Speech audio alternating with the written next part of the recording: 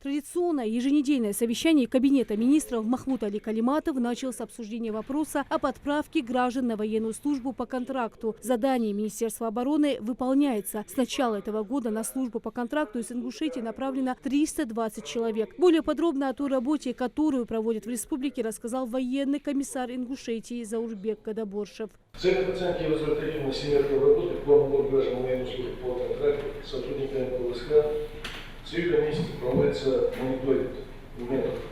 За июль направлено из СИЗО направили 14 человек, администрациями 9 человек было направлено, по рекламе ПВСК, пункта набора контракта, обратились 10 человек, 8 человек обратились непосредственно в военный комиссариат.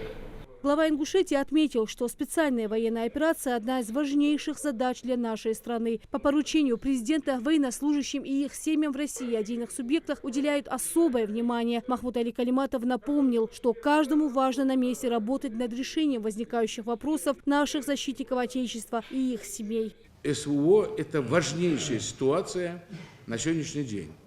Важнейшая. И поддержка наших ребят.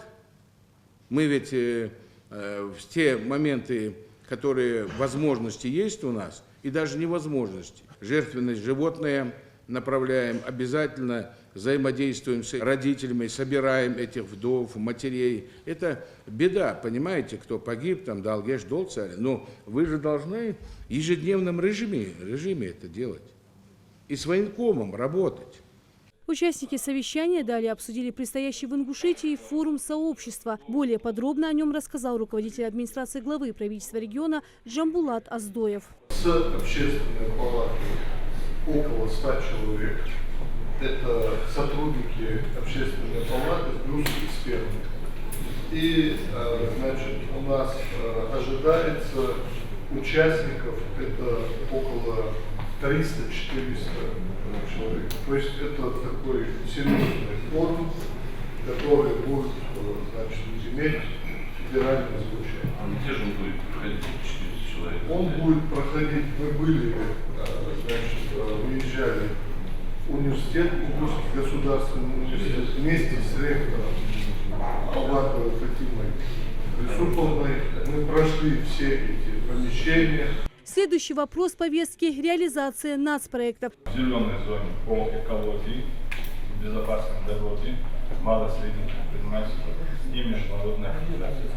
Здесь кассовое исполнение обеспечено Минприроды, Минавтодор и Минсельхоз. Участники совещания в рамках повестки также говорили о подготовке к августовской педагогической конференции к началу нового учебного года, о проведении мероприятий, посвященных Дню государственного флага Российской Федерации, а также о проводимой работе органами местного самоуправления по выявлению правообладателей ранее учтенных объектов недвижимости. Также затронули вопросы водоснабжения. По всем вопросам главой республики даны соответствующие поручения. Рина Цичоева, Алисхан Гаравожев, Магаз 24.